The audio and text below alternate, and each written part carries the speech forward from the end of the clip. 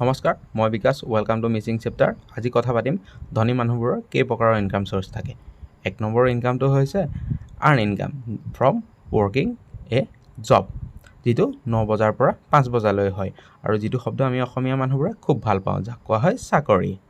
ইয়াৰ বিনিময়ত আমি মাহৰ লাষ্টত এটা ইনকাম পাওঁ, যেটো হৈছে স্যালাৰি।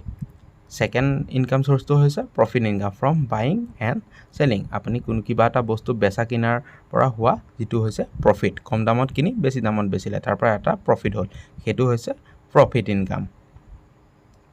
3 নম্বৰ ইনকাম সোৰ্সটো হৈছে ইন্টাৰেষ্ট ইনকাম, যেটো টকা সুদলৈ দি পোৱা ইনকাম। সেইটো হৈছে আপোনাৰ স্মল ফাইনেন্সিয়েল গ্ৰুপ বিলাকে যেনেকৈ ধৰি লওক কাৰোবাৰ বিপদৰ সময়ত পইচা দিয়ে বা আপুনি কাৰোবাৰ বিপদৰ সময়ত পইচা দিলে আৰু এটা পাৰ্চেন্টেজ সুদ হিচাপে চাৰ্জ কৰিলে। 4 নম্বৰটো হৈছে royalty income from others using your idea.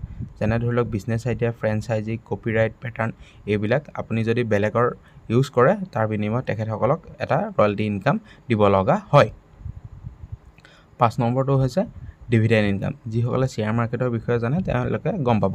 From অনিং A stock, আপুনি যদি কোনোবা এটা কোম্পানীৰ শ্বেয়াৰ কিনে, তাৰ কোম্পানীটোৰ প্ৰফিট হ'লে তেওঁলোকে 6 মাহৰ মূৰত বা এবছৰৰ মূৰত শ্বেয়াৰ হোল্ডাৰখিনিক এক প্ৰকাৰৰ ডিভিডেণ্ড প্ৰভাইড কৰে, যেটো ডিভিডেণ্ড ইনকামৰ ভিতৰত পৰে।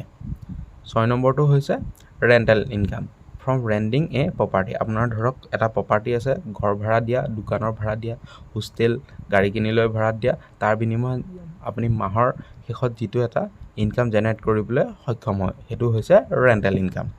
আৰু 7 নম্বৰৰ ইনকাম সোৰ্সটো হৈছে capital gains from assets increasing in value. আপুনি ধৰি লওক মাটি কিনি থৈছে, সোণ কিনি থৈছে বা ঘৰ বনাই থোৱা, সেইটো সময়ৰ অনুপাতত তাৰ ভেলু এটা বাঢ়ি যায় আৰু তাৰ পৰা যেটো আপুনি প্ৰফিট জেনেৰেট কৰিবলৈ সক্ষম হয়, সেইটোৱে হৈছে কেপিটেল গেইনছ। এইকেইটাই আছিলে ইনকাম সোৰ্সৰ বিষয়ে।